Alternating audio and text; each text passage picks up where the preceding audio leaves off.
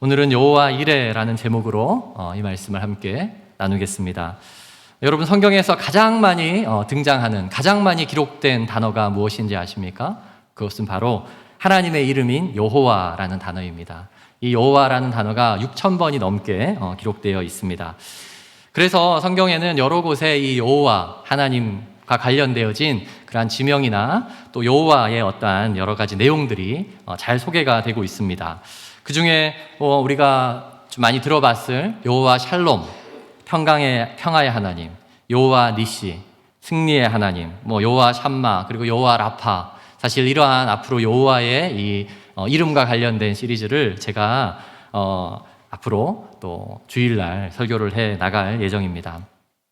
특별히 그 중에서 여호와 이레는 성경의 가장 처음에 등장하기 때문에 또 굉장히 중요하다 할 수 있습니다. 단순히 그것이 처음으로 소개하는 하나님의 이름의 지명이기 때문에 중요한 것보다는 그것이 더 특별한 의미를 가지고 있기 때문에 중요하다 할 수 있습니다. 아마 이곳에 계신 많은 분들이 그 의미를 이미 이제 들어보았을 거예요. 여호와 이레 무슨 뜻이죠? 네, 여호와께서 준비하신다. 네, 여호와께서 준비하신다. 이렇게 우리는 잘 이해하고 있습니다. 오늘 우리가 2024년 이제 마지막 주일을 보내는데 새로운 한 해를 며칠 앞두고 있습니다. 그런데 이런 생각을 한번 하면 참 기분이 좋을 것 같아요. 참 기대가 될 것 같아요. 하나님께서 2025년을 다 준비해 두신다. 그러면 얼마나 참 좋을까요? 두렵지 않고 좋을 것 같습니다. 그런데 혹시라도 하나님의 준비를 잘못된 방식으로 이해한다면 그것은 의미가 달라집니다. 혹시 이렇게 생각하고 있는 사람은 있지 않습니까? 아침에 일어났는데 식탁에 밥이 다 차려져 있습니다. 그래서 밥을 맛있게 먹고 숟가락을 그 자리에 놓고 그냥 밖으로 나가면 돼요. 회사에 가려고 이제 밖으로 나갔는데 차가 한 대 이렇게 오더니 나를 태워줍니다. 그런 다음에 그 차가 안전하게 회사까지 인도한 다음에 그리고 이제 내려줍니다. 그리고 회사에 들어갔더니 책상에 모든 하루에 해야 되는 모든 일과 내용이 다 적혀 있고 거기에 그냥 펜만 들고 이렇게 사인만 하고 그러면 됩니다. 사실 하나님의 준비를 이렇게 생각하고 있다면 이것은 큰일 날 일입니다. 사실 이러한 준비는 우리가 잘못되게 생각하는 준비라고 할 수 있습니다. 이것은 하나님에 대한 우리의 기대가 아니라 이러한 기대를 우리는 흔히 알라딘의 요술 램프의 지니를 향한 기대, 그렇게 얘기할 수 있을 것 같습니다. 하나님의 준비는 그런 것이 아닙니다. 성경은 이 하나님의 준비, 이 여호와 이레라는 단어를 사실 사람들이 오해하지 않게 하기 위해서 여호와의 산에서 준비되리라, 우리가 읽었던 마지막 절에 그렇게 얘기하잖아요. 여호와의 산에서 준비되리라. 이게 무슨 뜻일까요? 왜 여호와의 산에서 준비되리라 이렇게 기록이 되어 있을까요? 제가 몇 년 전에 우리 가정 예배를 드리면서 이 말씀을 나누었던 적이 있습니다. 이제 그때 우리 아이들이 좀 초등학생 어린 아이들이었는데 왜 여호와의 산에서 준비될까 이렇게 질문을 했더니 그 중에 한 아이가 초등학생답게 이렇게 얘기했어요. 산이 높으니까 하나님과 가까운 곳이어서 하나님이 잘 준비할 수 있을 것 같아. 네. 근데 다행히 다른 아이가 정답을 맞추었습니다. 그곳에서 하나님을 잘 예배했으니까 이렇게 맞췄습니다. 사실 하나님의 준비는 내가 원하는 것, 내가 소망하는 것, 그것을 하나님께서 준비하시는 것이 아니라 하나님께서 준비하신 것을 우리가 순종하며 따른다. 그것에 의미가 있습니다. 그래서 우리가 하나님께서 준비한 것을 사실은 제대로 가지고 제대로 누리기 위해서 필요한 것이 무엇일까요? 그것은 우리의 순종이에요. 하나님의 준비하신 것을 정말 갖고자 하는, 따르고자 하는 우리의 순종의 마음이 필요합니다. 여러분, 이 순종이라는, 온전한 순종이라는 말을 다른 말로 바꾼다면 그것은 예배라는 말로 바꿀 수 있을 것 같습니다. 예배는 하나님 앞에 순종하겠다라는 결단에 있는 자들이 나오는 것입니다. 여러분, 아브라함은 이전에도 늘 예배를 드렸던 사람입니다. 그러나 그가 지금 이 하나님의 부르심이 있는 모리아 산 이곳에서의 예배는 달랐습니다. 무엇이 달랐을까요? 과연 평소에도 예배를 드렸던 아브라함이었지만 이곳에서의 예배가 무엇이 달랐기 때문에 그의 인생이 이제 완전히 달라지게 되었고 또 하나님께서 기뻐하셨고 또 그것이 성경에 기록되었는지 사실 그것을 오늘 찾아보는 시간을 함께 갖도록 하겠습니다. 아멘. 네, 오늘 이것을 찾을 때까지 절대 졸면 안 됩니다. 네. 첫 번째는요, 하나님께서 보셨습니다. 하나님께서 보셨습니다. 우리가 먼저 아브라함의 인생을 간략하게 좀 살펴보기 원합니다. 아브라함은 이제 그의 아내와 함께 사실 중년의 나이까지 이제 그 당시에 고대의 가장 큰 도시라고 할 수 있는 하란에 사서 잘 살고 있었습니다. 그의 나이가 이제 중년에 이르렀는데 하나님께서 이렇게 갑자기 말씀하셨어요. 아브라함의 일생이 시작하는 것이 12장부터 시작하는데 12장 1절과 2절 한번 읽어볼까요? 시작. 여호와께서 아브라함에게 이르시되 너는 너의 고향과 친척과 아비의 집을 떠나 내가 내게 보여줄 땅으로 가라. 내가 너로 큰 민족을 이루고 내게 복을 주어 내 이름을 창대하게 하리니 너는 복이 될지라. 내게 보여줄 땅으로 가면 거기서 큰 민족도 이루고 내 이름이 창대하게 된다. 널리 알려지는 그러한 사람이 될 거야. 사실 이것을 다시 다른 말로 요약한다면 현재 너가 의지하고 누리고 있는 그 삶들 다 포기하고 이제 그곳이 아니라 이제 내가 너에게 보여줄 그 땅으로 가라. 사실 그때는 아브라함이 이제 아브람이라는 이름을 가졌을 때였죠. 이제 아브람은 모든 가족을 이끌고 그 하나님의 명령에 잘 순종했습니다. 그리고 가나안 땅에 이르렀습니다. 처음에는 잘 순종을 했어요. 그곳까지 가는 것은 좋았어요. 그런데 그의 인생을 이제 이후에 이 모리아산까지 약 40년의 기간인데 이 약 40년의 기간을 잘 추적해 보면 한 가지 중요한 특징을 가지고 있습니다. 그게 뭐냐면 그는 누구보다 자주 이사를 했던 사람이었습니다. 그 한 곳에 머무른 것이 아니라 자주 이사를 했어요. 성경에 기록된 것을 제가 이렇게 카운트를 해보니까 10번 이사를 했더라고요. 더 큰 문제는 이 이사를 할 때마다 잘 되는 것이 아니라 점점 더 어려워지고 괜히 이사했다라는 이러한 마음이 드는 그러한 움직임이었습니다. 기근이 있어서 이제 그곳에 있다가 기근이 생겨가지고 어쩔 수 없이 애굽으로 갔어요. 그곳에서 아내를 잃을 뻔했습니다. 다시 하나님의 도우심으로 가나안 땅으로 돌아왔지만 이번에는 집안에 어떤 문제들이 생기면서 또 함께 있던 조카와 함께 갈라져서 이제 따로따로 살게 됩니다. 여러분 사실 누군가가 이사를 자주 한다는 말은 굉장히 열심히 산다는 의미일 수 있습니다. 그렇지 않습니까? 이사는 아무나 하는 게 아니에요. 열정이 있어야 돼요. 그 가족들을 이끌고 그래도 열심히 한 번 더 살아보겠다. 그곳에 가서 무언가 개척하고 새로운 삶을 살아보겠다. 이렇게 하는 뜻이기도 합니다. 이러한 사실은 아브라함이 얼마나 그 하나님이 인도한 땅에서 나름 열심히 살려고 노력했는지가 반증이 되는 거예요. 비교적 젊은 시절이라고 할 수 있는 아브라함은 본인이 할 수 있는 최선을 다해서 열심히 일하고 열심히 노력하고 그 가운데 힘을 다해서 자신의 가업을 꾸려갔지만 그때마다 점점 더 인생의 시련이 다가온 것입니다. 그리고 점점 더 나이가 들어가면서 아브라함에게는 이제 점점 소망이 사라지기 시작했습니다. 여러분 고대의 그 당시에 아브라함 시대의 가장 큰 축복이 무엇일까요? 자식 농사죠. 우리가 흔히 그 시대를 시족사회라고 얘기하잖아요. 시족사회가 무슨 뜻이죠? 같은 그 족보, 같은 가족끼리 함께 살아가는 거예요. 그 시족사회는 가족이 많아야 돼요. 가족이 많아야지 땅도 넓어지고 힘도 세서 누군가와 싸울 수도 있고. 그런데 아브라함은 어떻게 됩니까? 자녀가 없었습니다. 자녀가 없었어요. 더 이상 아브라함은 하나님이 처음 그에게 말씀하셨던 그 말씀이 이제 까마득하게 잊혀지기 시작했고 아무런 소망도 가질 수 없는 그 환경 가운데에 이르렀습니다. 다 포기할 수밖에 없는 그런 상황들이었죠. 그런데 그때 하나님의 생각이 달랐습니다. 아브라함이 99세가 되었을 때 제가 12장부터 무려 지금 10장의 내용을 짧게 다 소개했습니다. 21장. 아브라함이 혼자서는 스스로 더 이상 가업을 일으킬 힘도 없고 소망을 놓아버렸을 때 하나님 그에게 다시 나타났습니다. 그리고 이제 21장 1, 2절도 한번 읽어볼까요? 시작. 여호와께서 말씀하신 대로 사라를 돌보셨고 여호와께서 말씀하신 대로 사라에게 행하셨으므로 사라가 임신하고 하나님이 말씀한 시기가 되어 노년에 아브라함에게 아들을 낳으니. 이 노년의 아브라함 몇 세일까요? 우리가 잘 알고 있듯이 100세에 이삭을 낳습니다. 아내인 사레는 90세. 100세와 90세의 자녀를 낳은 것을 우리는 알 수 없지만 한편 당시의 그 사람들의 평균 나이를 생각해 볼 때 이것이 현재와는 좀 다를 수 있겠다라는 생각을 합니다. 중요한 것은 그때에도 분명 아브라함과 사라는 더 이상 아이를 낳을 수 없는 나이였다라고 성경은 얘기합니다.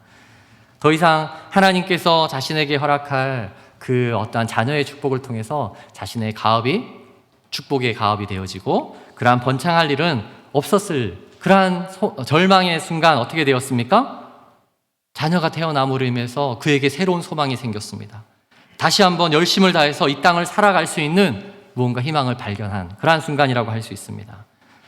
그런데 창세기 22장, 이제 우리가 오늘 살펴보는 이 본문의 바로 전 1, 2절에 보면 하나님께서 아브라함을 이렇게 시험을 했습니다. 우리 22장 1절과 2절도 한번 같이 읽습니다. 시작. 그 일 후에 하나님이 아브라함을 시험하시려고 그를 부르시되 아브라함아 하시니 그가 이르시되 내가 여기 있나이다. 여호와께서 이르시되 내 아들 내 사랑하는 독자 이삭을 데리고 모리아 땅으로 가서 내가 내게 일러준 한 산 거기서 그를 번제로 드리라. 그를 번제로 드리라. 이게 무슨 말인가요? 너가 그 사랑하는 그 아들 한 명밖에 없는 그 독자 이삭을 죽여서 불에 태워서 하나님께 바쳐라. 이렇게 말한 거예요. 사실 하나님의 시험이 너무나도 좀 심한 시험인 것 같았습니다. 그러나 중요한 것은 이것은 하나님의 시험이라고 이미 성경은 얘기하고 있습니다. 하나님이 아브라함을 시험, 테스트했어요. 성경에 보면 하나님께서 인간을 향한 시험이 분명히 있습니다. 그 시험은 하나님께서 우리에게 무언가 중요한 것을 주기 위함입니다. 사람이 사람을 시험하는 경우도 있고 사단이 사람을 시험하는 경우도 있는데 이러한 경우는 사실 temptation, 영어로 하면 그러니까 유혹이죠. 그러나 하나님께서 시험하시는 것은 그 일을 통해서 더 큰 것을 우리에게 주시기 위함입니다. 마치 제가 생각해 볼 때 이런 것 같습니다. 우리 운전면허 시험이 있습니다. 여러분, 시험이 때로는 정말 좋은 것입니다. 운전면허 시험, 그것은 우리를 운전을 못하게 하기 위해서 하는 걸까요? 아니죠. 우리가 운전을 더 잘하게 하기 위해서, 안전하게 더 잘하게 하기 위해서 하는 시험이 바로 그러한 시험입니다. 마찬가지로 하나님께서 사실 아브라함을 한 가지 테스트하셨습니다. 그 시험이 무엇인가요? 하나님께서 그의 인생이, 아브라함이 그의 인생을 이전에 스스로 운전하고 자기가 원하던 곳을 찾아가는 그러한 인생으로 여전히 살아가는지, 아니면 이제 하나님의 그 명령에 온전히 순종하면서 하나님이 하라는 하나님의 그 운전대에 앉아서 하나님이 지시하는 그곳으로, 그래서 왼쪽으로 가라 하면 가고 오른쪽으로 가라 하면 가고 하는 그것에 순종하시는지를 하나님께서 테스트하신 것입니다. 아브라함이 이전에 인생의 자신의 인생의 운전대를 자기 스스로 잡았을 때는 어떠한 삶을 살았습니까? 제가 말씀드렸지만 이리저리 방황하고 힘들고 어려운 삶을 살았어요. 그 가운데 점점 더 어쩌면 절망스러운 상황들을 맞이했습니다. 하나님은 그 모습을 분명히 보셨습니다. 그러나 다시 하나님은 이제 보십니다. 무엇을 보죠? 그의 인생이 말년이 되었을 때 그가 정말 하나님을 온전히 의지하는지, 또 하나님께 설악하신 그 이삭을 통해서 아브라함이 정말 믿음이 있는지, 그것을 하나님께서 보신 것입니다. 그리고 그것을 다시 확인하는 시험지를 내미신 거예요. 그 시험지에 아브라함은 100점을 맞았습니다. 그 시험지의 채점 결과 아브라함이 100점을 맞았어요. 여러분, 아브라함이 어떠한 시험지를 내었길래 100점이 되었을까요? 바로 그의 입술에서 하나님께서 준비하셨습니다라는 대답이 나왔기 때문입니다. 그래서 두 번째, 하나님께서 준비하십니다. 하나님께서 준비하십니다. 이러한 고백이 필요합니다. 우리가 8절에 한번 말씀을 읽어보겠습니다. 오늘 우리가 읽었던 본문의 첫 번째인데요. 8절 시작. 아브라함이 이르되 내 아들아 번제할 어린 양은 하나님이 자기를 위하여 친히 준비하시리라 하고 두 사람이 함께 나아가서 하나님이 그에게 일러주신 곳에 이른지라.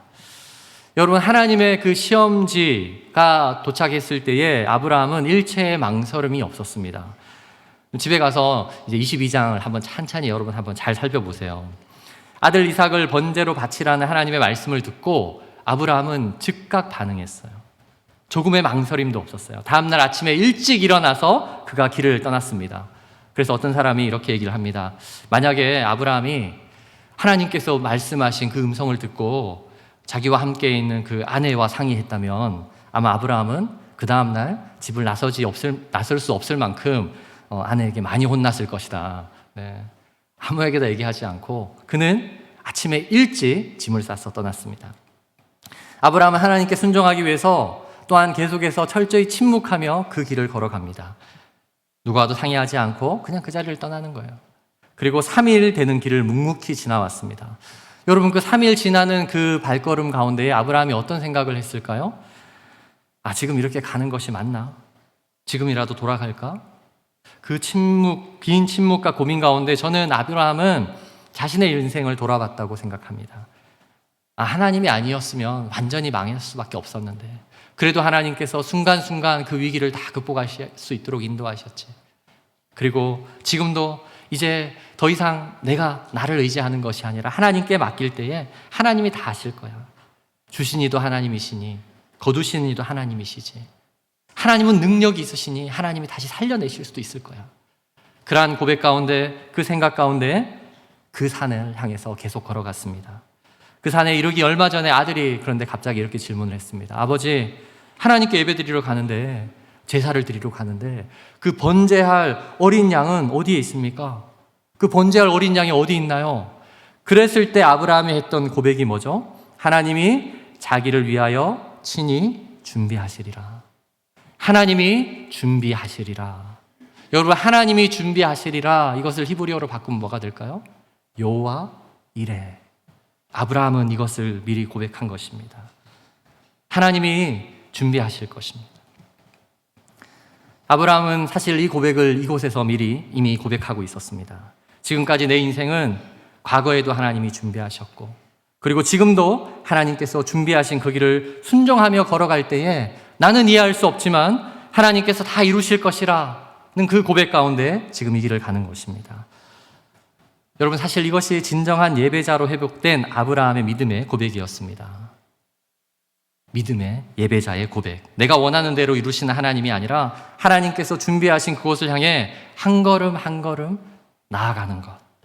그것이 진정한 예배입니다. 나는 비록 가고 싶지 않지만 그러나 그곳에 가면 하나님께서 준비하신 것이 있다는 믿음으로 나아가는 것. 그것이 예배의 자리입니다.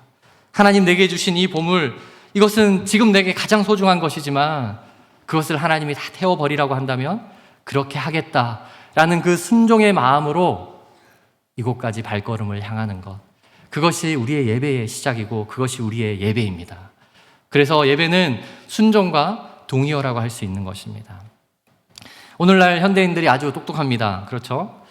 그래서 이 구절을 보면서 많은 신앙인들이 이제 이렇게 얘기를 합니다. 에이, 목사님, 성경에 보면 하나님은 인신제사를 금지하고 있는데 아브라함은 아들을 죽여서 불에 태우라고 한 것에 순종한 그 아브라함, 너무 잘못된 거 아닌가요? 여러분, 그렇죠? 하나님은 분명 인신제사를 절대 하지 말라고 금했습니다. 그러나 아브라함이 살던 시대에는 아직 성경이 기록되지 않았잖아요. 성경이 기록되지 않았기 때문에 그는 하나님의 음성에 더 순전한 마음으로 하나님의 말씀이 들려질 때에 온전한 그러한 순종의 삶을 살 수 있었던 것 같습니다. 홍수가 나면 우리가 마실 물이 없다, 이런 얘기들 많이 들어봤을 거예요. 그렇죠. 홍수가 나면 먹을 물이, 실제로 마실 물은 많지 않습니다. 오늘날 우리는 너무나도 많은 이 말씀의 홍수 속에서, 예배의 홍수 속에서 내가 어떤 말씀을 순종해야 되는지, 내가 어떤 말씀을 따라야 하는지 사실은 구분하기 힘든 그러한 시대를 맞이하였습니다. 왜 이러한 시대를 맞이하게 되었나요? 교회가 아닌 유튜브를 보면 더 많은 말씀이 잘 들리기 때문입니다. 그곳에 많은 지식이 있고 그곳을 보면 정말 성경에 대한 박사가 될 수 있어요. 그러나 유튜브를 보면서 성경적 지식은 더 많아질 수 있지만 사실 진정으로 그 말씀에 순종하며 하나님께 예배의 자리로 나아가는 그 믿음의 발걸음을 여러분 옮길 수는 없습니다. 하나님께서 아브라함의 믿음을 인정하시고 또한 크게 기뻐하신 것은 그가 머리로만 하나님을 인정하고 생각한 것이 아니라 그 믿음의 순종의 발걸음을 행하였다는 사실이 중요합니다. 12절을 한번 볼까요? 12절 제가 읽겠습니다. 사자가 이르시되 이 아이에게 내 손을 대지 말라, 그에게 아무 일도 하지 말라. 내가 내 아들 독자까지도 내게 아끼지 아니하였으니 내가 이제야 내가 하나님을 경외해야 하는 줄을 아노라. 내가 하나님을 경외하는 줄을 아노라. 여러분, 예배의 중요한 요소는 바로 하나님을 경외하는 마음입니다. 이 경외가 무슨 뜻이라고요? 십계명에서도 이미 말씀드렸지만 이 카베드라는 뜻은 무겁게 여기다는 거예요. 하나님을 무겁게 여기다. 하나님 그분의 말씀을 나의 삶에서 가장 중요하게 여기는 것입니다. 가장 무겁게 여기는 것입니다. 많은 경우 우리는 이 땅에서 중요하게 여기는 건 많이 있어요. 그것이 물질일 수도 있고, 때로는 자녀일 수도 있고, 때로는 나 자신일 수도 있습니다. 그러나 우리가 하나님을 온전히 예배하다, 경외하다, 그 뜻은 그분의 명령은 나의 어떤 것보다 가장 중요한 우선순위입니다. 라는 그러한 고백을 함께 하는 것입니다. 예배의 자리로 나아갈 때 이러한 순종과 믿음의 고백이 있을 때 우리는 하나님께서 준비한 것을 참으로 누릴 수 있게 될 것입니다. 그리고 아브라함과 같은 진정한 순종의 예배자가 될 때에 우리에게는 한 가지 더 놀라운 경험을 하게 됩니다. 이것이 오늘 이제 마지막인데요.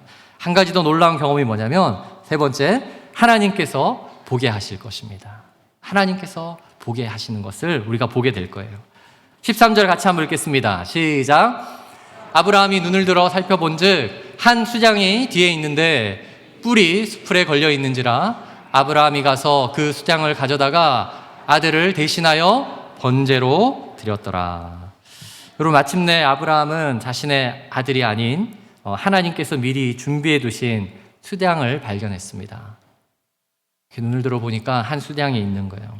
그런데 여러분, 이 한 수장이라는 이 단어가 놀라운 뜻이 있습니다. 왜냐하면 이 한 숫양, 마침 한글도 세 글자인데 사실 히브리어도 이제 아이르라는 세 개의 장음으로 되어 있습니다. 그런데 이 세 개의 단어는 앞에서 아브라함이 고백했던 하나님께서 친히 준비하시리라는 이 문장의 각 첫 단어의 단어입니다. 그러니까 이 한 수장은 아브라함의 그 믿음의 고백에 대한 하나님의 완전한 준비라는 사실을 알 수 있습니다. 만약 아브라함이 그러한 믿음의 고백을 하지 않았다면, 그리고 그곳으로 나아가지 않았다면 하나님의 준비하신 그 수장을 그는 볼 수 없었을 거예요. 그러나 그 믿음의 고백이 있었고, 그리고 그곳으로 나아갔을 때에 이제 그 하나님이 준비하신 한 수장을 보았습니다. 따라서 오늘 우리가 예배로 나올 때에 우리에게도 이러한 믿음의 고백이 너무나도 중요합니다. 하나님을 향한 그 믿음의 고백과 하나님께서 보게 하시는 것을 보는 것, 그것이 바로 하나님께서 가장 기뻐하시는 그런 완전한 예배자가 되어지는 것입니다. 그 방법 가운데 아브라함은 이후에 더 이상 방황하지 않아요. 여러분, 이 사건 이후에 아브라함은 더 이상 이사하지 않는 삶을 삽니다. 결국 아브라함은 그 수장을 자신의 아들을 대신해서 잡아서 이제 번제로 드렸습니다. 그리고 이러한 고백을 다른 사람들도 이제 알 수 있도록 그 땅의 이름을 이렇게 지었습니다. 우리 오늘 구절의 마지막 구절인데요. 같이 한번 읽겠습니다. 시작. 아브라함이 그 땅 이름을 여호와 이레라 하였으므로 오늘날까지 사람들이 이르기를 여호와의 산에서 준비되리라 하더라. 여호와 이레.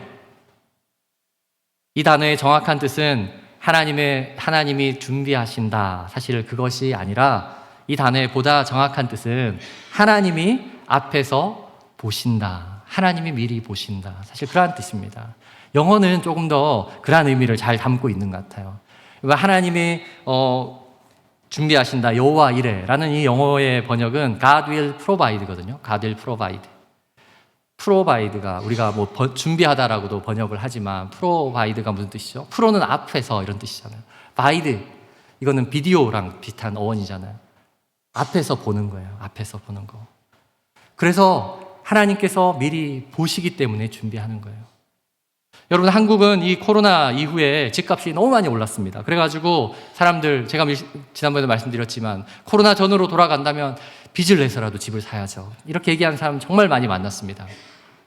그런데 제가 이렇게 질문해 봅니다. 그런데 왜 지금은 안 사나요? 그러면 앞으로는 어떻게 될지 모르니까요. 네. 여러분, 그렇습니다. 인간은 앞을 볼 수가 없는 거예요. 앞을 볼 수가 없어요. 그러나 하나님은 앞을 미리 볼 수 있습니다. 인간은 스스로를 위한 완전한 준비를 할 수 없어요. 왜요? 앞을 볼 수 없기 때문입니다. 미리 볼 수 없기 때문이에요. 요즘 보니까 이 점집 막 너무나도 이것이 막 활성화되어지고 수만 명의 어떤 점술가들이 있다고 합니다. 그 사람들을 보면서 자신의 미래를 예측하는 것을 너무나도 좋아합니다.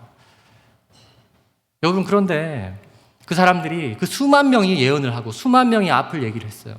근데 그 중에 어쩌다가 한두 명이 한두 명이 우연히 그것이 맞았다고 해가지고 야, 그것을 믿는 바보가 세상에 어디 있습니까? 그 한두 명을 제외하고 나머지 또 다른 수만 명은 다 틀린 거잖아요.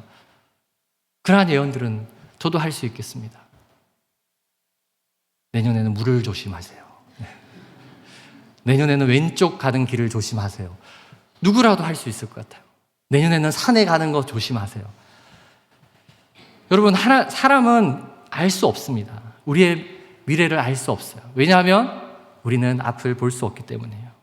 그러나 하나님은 보고 계십니다. 우리의 인생을 보고 계십니다. 우리의 과거뿐만 아니라 우리의 현재도 보고 계세요. 뿐만 아니라 하나님은 우리의 미래도 미리 볼 수 있습니다. 우리의 과거, 내가 스스로 이 땅을 살아가려고 했던 그러한 자들을 하나님은 불쌍히 보셨습니다. 그리고 우리의 현재, 그 불쌍한 인생에 찾아오셔서 이제 하나님을 예배하며 하나님의 말씀에 믿음으로 순종하는 자들로 삼으셔서 우리는 지금 이 자리에서 예배드리고 있는 거예요. 그러나 한 가지 더욱 중요한 것은 우리의 미래, 이제는 하나님께서 보게 하시는 것을 보며 하나님의 완전한 인도하심을 경험하는 자들이 되어질 때에 그것이야말로 하나님의 가장 완전한 축복을 누리는 삶이 되어질 줄 믿습니다. 여러분, 아브라함의 예배가 이전과는 다른 이유가 무엇인가요? 아브라함이 이전에 드렸던 예배와는 다른 그 이유가 무엇인가요? 그것은 아브라함이 스스로 준비한 것으로 예배를 드린 것이 아니기 때문이에요. 자신이 드린 가장 소중한 그것, 내가 가장 사랑하는 그 사람을 내어드린 것, 그것뿐만 아니라 바로 하나님께서 준비해 두신 것으로 하나님을 온전히 예배했기 때문에, 그래서 그 예배는 이제 다른 것이에요. 우리에게도 가장 중요한 예배, 가장 완전한 예배는 그것은 우리가 준비한 것이 아닙니다. 하나님께서 준비하신 것을 보고 그것을 통해서 하나님을 예배하는 것, 그것이 가장 완전한 하나님을 향한 예배인 줄 믿습니다. 여러분, 놀랍게도 아브라함이 진정한 예배를 드린 그 모리아라는 지역이 현재 예루살렘의 지역이에요. 그곳에 예루살렘의 성전이 세워졌고, 그리고 아브라함이 하나님께서 준비한 그 수장을 잡아 번제를 드린 그곳이 바로 예수님께서 십자가를 지고 저와 여러분을 위해서 달려 죽으신 바로 그곳입니다. 그 근처입니다. 아브라함의 순종과 믿음의 고백이 있었던 바로 그 산에서 예수님께서 채찍에 맞으시고 온 인류의 재물을 위해서 대신 죽으셨습니다. 여러분, 이것이 무엇을 의미합니까? 오늘 우리가 순종과 믿음의 예배를 드리는 이곳에서 하나님께서 기뻐 받으시는 참된 예배, 그것은 우리가 준비한 것 하나님께 드리는 것, 그것에서 끝나지 않습니다. 너무나도 부족하고 교만하고 이비적인 우리의 마음을 회개하고 돌이키는 것, 그곳에서 끝나지 않습니다. 하나님께서는 그 믿음의 결단을 통해서 우리를 마침내 예수 그리스도를 보게 하십니다. 예수 그리스도를 보고 예수 그리스도를 통해 하나님 앞에 가장 완전한 예배를 드리게 하시는 것입니다. 그리고 그 예수 그리스도를 통해 하나님께 올려드리진 예배를 통해서 우리는 전혀 그렇지 않은데, 우리는 또 세상에서 실패할 텐데, 또 그렇게 살지 못함에도 불구하고 그것을 우리의 믿음으로 보시고 잘했다 칭찬하시고 또 우리의 삶을 온전하게 하나님이 이끌어 가실 것입니다. 따라서 우리가 이곳에서 드릴 예배, 우리가 이곳에서 예배 드릴 때에 우리 모두 하나님께서 보게 하시는 것을 보아야 합니다. 하나님께서 보게 하는 것을 보세요. 저를 보지 마시고 앞으로 예배 드릴 때 예수 그리스도를 보세요. 예수 그리스도를 통해서 우리가 하나님을 온전히 예배하는, 그리고 여호와의 일에 여호와의 산에서 준비되리라, 그것을 고백하여서 나만 고백하는 것이 아니라 다른 사람들도 고백할 수 있도록 여호와의 산에서 준비되는 것, 그것은 하나님의 완전한 준비, 그것을 보고 예배 드릴 때에 그것이 하나님이 준비한 예배야 라고 말할 수 있는 저와 여러분이 되기를 소망합니다. 여러분, 하나님께서 가장 완전한 길로 우리를 인도하신다라는 이러한 고백, 사실 이것이 우리가 계속해서 고백해야 되는 고백임을 믿습니다. 교회 안에는 이러한 고백이 항상 흘러넘쳐야 합니다. 하나님께서 우리를 가장 완전한 길로 인도하실 것이야. 그것은 여호와 로이입니다. 하나님께서 우리를 치료하시고 회복하게 하실 것이야. 성경에 그것은 여호와 라파입니다. 하나님께서 우리 모두에게 참된 평안을 주실 것이야. 무슨 고백이죠? 여호와 샬롬입니다. 우리 교회 가운데 이러한 고백이 계속 있어야 합니다. 왜냐하면 하나님께서 기뻐하실 믿음의 고백, 그것은 바로 하나님께서 우리에게 허락하신 그 놀라운 약속의 말씀들이기 때문입니다. 우리 민수기 14장 28절 한번 읽어볼까요? 같이 읽습니다. 시작. 그들에게 이르기를 여호와의 말씀에 내 삶을 두고 맹세하노라. 너희 말이 내 귀에 들린 대로 내가 너희에게 행하리니. 하나님께서 우리가 입술에 고백하는 대로 내가 그대로 행한다고 말씀하셨어요. 현대인들이 가장 많이 고백하는 말, 죽겠다라는 말이라고 합니다. 죽겠다. 추워 죽겠다. 더워 죽겠다. 짜증나 죽겠다. 네. 여러분, 그런데 교회에서 가장 하는 말, 그 중에 하나가 안 된다라는 말이래요. 안 된다. 네. 저 사람 때문에 안 된다. 이것 때문에 안 된다. 저것 때문에 안 된다. 그러나 우리의 입술이 이제 바뀌어야 됩니다. 어떻게 바뀌어야 할까요? 죽을 것 같지만 하나님이 하실 거야. 안 될 것 같지만 하나님이 이루실 거야. 이러한 고백이 있기를 바랍니다. 이러한 고백. 그것이 나의 의지로 하는 고백이 아니라 바로 하나님의 말씀에 의한 고백이 되기를 원합니다. 앞으로 내년 우리가 초반기에는 주일날마다 하나님의 이러한 고백, 하나님을 향한 이러한 믿음의 고백을 함께 나누게 될 것입니다. 여러분, 이것이 기대가 되십니까? 이것이 기대가 되십니까? 저는 너무나도 기대가 되어서 사실 이 설교를 제가 1월 첫째 주에 하려고 했거든요. 근데 우리 박정원 목사님이 1월 첫째 주에 오신다 그래가지고 1월 첫째 주 말고는 시간이 안 되시는 분이세요. 그래서 제가 이것을 둘째 주 하려고 하다가 당겨서 했습니다. 네. 그리고 또 하나, 사실 이번 송구영신 예배 여호와 니시, 기도할 때 하나님이 승리하게 하실 것입니다. 제가 사실 신년 특별 저녁 기도회 본문을 기도하면서 우리가 기도에 가장 우선순위가 있다면 이것은 예수님이 가르쳐주신 주님의 기도이지. 그래서 3일을 주기도문으로 이렇게 준비를 했습니다. 그 가운데에 이 주님께서 가르쳐주신 이 기도를 통해서 하나님이 승리케 하시겠다라는 그 확신, 그리고 그 가운데 여호와 니시, 그것이 우리의 신년의 첫 번째 고백이 되면 좋겠다라는 생각을 했습니다. 그래서 송구영신 예배에서 우리가 그 말씀을 나누게 될 거예요. 승리케 하실 하나님, 우리 입술의 고백이 이 말씀으로 하나님께서 고백하게 하시는 것, 하나님께서 보게 하시는 것, 그것을 고백하는 우리 모두의 믿음이 되기를 바랍니다. 이것이 우리 모두의 예배가 되기를 바랍니다. 우리가 24년을 어떤 고백으로 살아왔던 이제 그것을 다 과거로 잊어버리기 원합니다. 그리고 2025년 새로운 한 해는 우리 모두 하나님을 온전히 예배함으로 다시 회복되는 그러한 교회가 되기를 소망합니다. 뿐만 아니라 내가 원하는 것을 소망하는 경험이 아니라 하나님의 말씀에 따라 믿음을 고백하는 예배, 하나님의 말씀대로 내가 변화되어지고 또 하나님의 말씀하는 대로 이루어지는 그 놀라운 일을 함께 경험하는 그러한 일이 일어나기를 주의 이름으로 축원드립니다. 우리가 한번 이 시간 같이 찬양하며 이 고백을 오늘 이어가면 좋겠습니다. 주가 일하시네 라는 제목의 찬양인데요, 주가 일하시네, 주가 일하시네, 주께 아끼지 않는 자에게, 주가 일하시네, 주가 일하시네, 신뢰하며 이 길을 걷는 자에게. 예배는 계속해서 우리가 이 길을 걷는 것입니다. 그리고 그 가운데 우리가 함께 고백하는 오늘 여호와 이레, 그 하나님을 함께 고백하는 이 찬양 함께 올려드리며 우리가 정말 믿음으로 이러한 고백을 함께 결단하는 시간 갖도록 하겠습니다.